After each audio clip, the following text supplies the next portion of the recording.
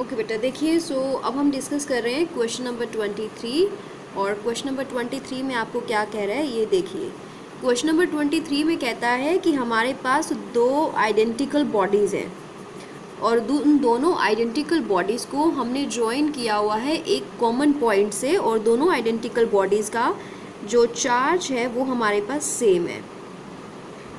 ठीक है, दोनों आइडेंटिकल बॉडीज़ का जो चार्ज है वो हमारे पास क्या है, सेम है, और मास तो सेम होगा, ये आइडेंटिकल बॉडीज़ हैं, और ये लेंथ आपको दी गई है L। Let's suppose that in दोनों बॉडीज़ के बीच का जो डिस्टेंस है दैट इज़ D, और यहाँ पर लग रहा है रिपल्सिव फोर्स, क्योंकि दोनों बॉडीज़ के ऊपर जो चार्ज है वो सेम है। ठीक है, अब हमारे पास यहाँ पर हमने ड्रॉ कर दिया बेटा एक नॉर्मल, और ये एंगल जो है ये हमारे पास हमने मान लिया थीटा। ये एंगल अगर थीटा है तो सिंपल सी बात है ये एंगल भी आपके पास क्या होगा, थीटा होगा, राइट।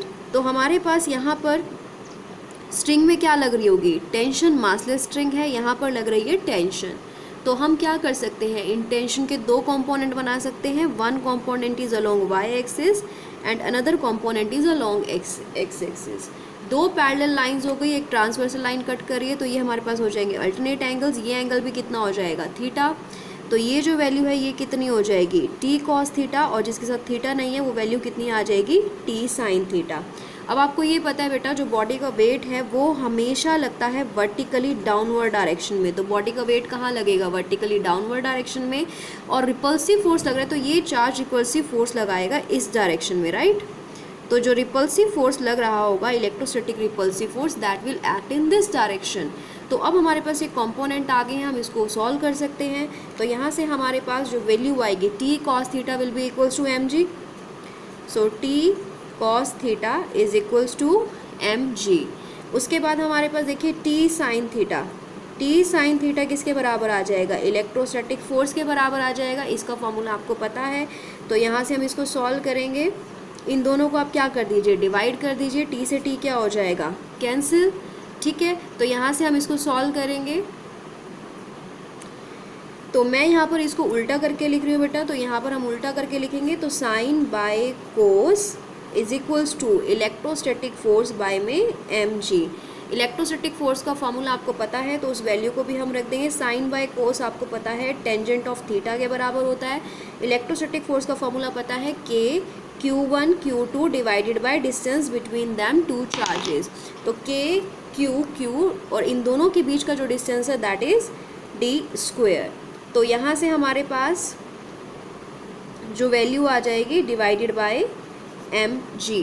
तो यहाँ से हमारे पास टेंजेंट थीटा की जो वैल्यू आई, टेंजेंट थीटा की जो वैल्यू आ रही है that is k q square divided by d square mg। अब हमारे पास यहाँ पर एक चीज़ ऑलरेडी दी हुई है बेटा कि हमारे पास जो ये d है that is far smaller than l। It means हमारे पास जितने भी एंगल्स फॉर्म होंगे वो सारे के सारे स्मॉल होंगे। और आपको पता है जब एंगल स्मॉल होते हैं तो टेन थीटा को हम थीटा भी लिख सकते हैं और टेन थीटा को हम साइन थीटा भी लिख सकते हैं। तो यहाँ से मैं टेन थीटा को लिख रही हूँ theta, and it is equals to k q square d square by mg। अब आगे क्वेश्चन में आपको कहता है कि ये जो चार्जेस हैं ये दोनों लीक होने शुरू हो गए, इन दोनों स्फीयर से जो चार्जेस हैं वो लीक हो रहे हैं, and they are approaching close to each other with the velocity v। Let's suppose that any instant, हम मान लेते हैं एट एनी इंस्टेंट ये यहाँ पर पहुँच जाते हैं किसी x डिस्टेंस पे।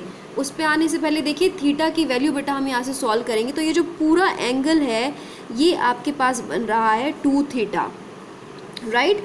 तो यहाँ से हमारे पास थीटा जो होता है बेटा, थीटा की जो वैल्यू होती है वो हमारे पास होती है आर्क बाय रेडियस। तो ये पूरा एंगल जो है ये 2 थीटा बन रहा है, इसकी वैल्यू हो जाएगी आर्क बाय में रेडियस।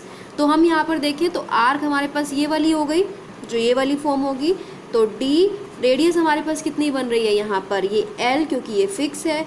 तो यहाँ से थीटा की जो वैल्यू आ जाएगी that will be 2d divided by 2l।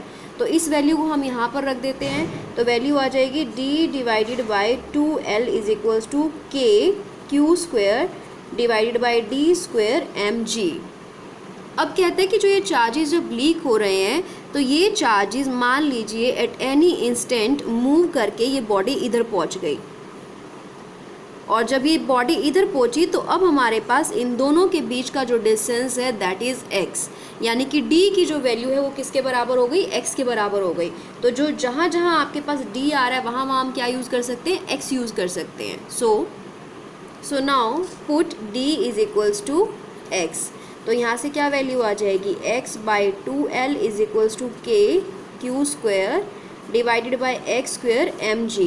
Q square को हम यहाँ रहने देते हैं, बाकी सारी टर्म्स को हम वहाँ ले जाते हैं। तो वैल्यू बन जाएगी x³ mg divided by 2l divided by k is equals to q square. ऐसा हम क्यों कर रहे हैं, क्योंकि हमारे पास यहाँ पर चार्ज जो है वो टाइम के साथ क्या हो रहा है, लीक हो रहा है।